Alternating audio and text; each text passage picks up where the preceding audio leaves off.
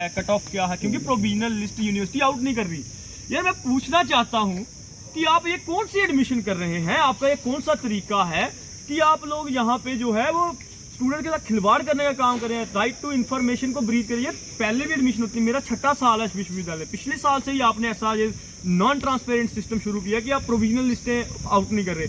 मैं कहना चाहता हूँ कि प्रोविजनल लिस्टें हर स्टूडेंट को जानने का हक है, चाहे एक स्टूडेंट है चाहे 1 लाख स्टूडेंट है, हर स्टूडेंट को जानने का हक है कि वो कहाँ फॉल करता है। क्योंकि CUET जब आपने यहाँ पे इम्पोज किया, CUET का मतलब है ऑल इंडिया लेवल का एंट्रेंस टेस्ट।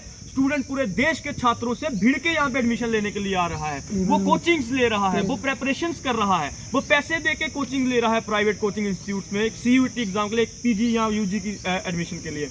और आप उनके साथ मजाक कर रहे हैं, उनको आप मेरिट नहीं बता रहे। अगर वो स्टूडेंट मान लो आज 2 नंबर से रहता है, उसको पता ही नहीं है कि मेरा कट ऑफ कितना गया, अगली बार वो क्या तैयारी करेगा, किस हिसाब से प्रेपरेशन करेगा, कैटेगरीज में कैसे आप अलॉटमेंट करें सीट, कौन सा आप रोस्टर यूज कर रहे हैं, कुछ भी पता नहीं है। और मैं कहना चाहता हूँ ये सबसे नॉन ट्रांसपेरेंट सिस्टम जो है यूनिवर्सिटी में है।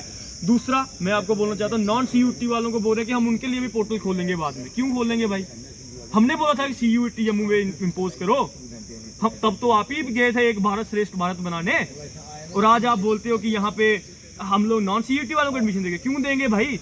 क्यों? क्योंकि आपके फेवरेट स्टूडेंट्स जो हैं वो जिनको आप एडमिशन देना चाहते थे वो CUET में फेल हो गए, इसलिए हम नॉन CUET वालों को देना चाहते हैं। अगर आपकी सीटें खाली जाती हैं, उन्हीं मेरिटोरियस स्टूडेंट्स को दो जो अपीयर हुए थे CUET में, फिर पोर्टल खोलो, उनसे फिर एंट्रीज करवाओ और उनमें मेरिट बनाओ। ये हम बर्दाश्त नहीं करेंगे। तीसरा हमारी डिमांड है कि यहाँ पे यूनिवर्सिटी में एक कंट्रोवर्शियल रूल इन्होंने बना दिया, क्या कि सेकंड प्रेफरेंस का रूल होगा। सेकंड प्रेफरेंस का रूल मतलब क्या है कि जो मान लो कोई, मैं यहाँ से लॉ कर लिया, अब मेरा मन है कि मैं हिस्ट्री में MA कर लूँ, यार मेरे को एडमिशन नहीं। बोलते आपने बहुत पढ़ लिया, अब आप दूसरे का हक मत मारिए।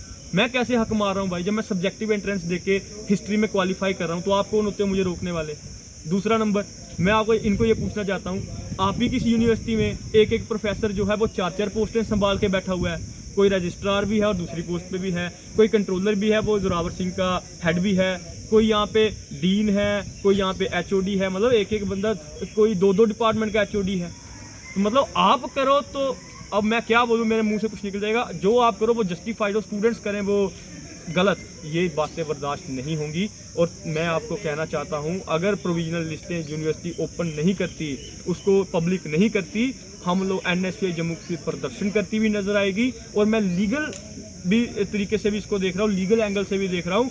बहुत जल्दी होगा जब NSUI जम्मू कश्मीर अगर ज़रूरत पड़ी तो पूरा एडमिशन प्रोसेस जम्मू यूनिवर्सिटी का स्टे करवाने का काम भी करेगी, क्योंकि this is totally opaque and transparency is zero in admission process of Jammu University. Thank you.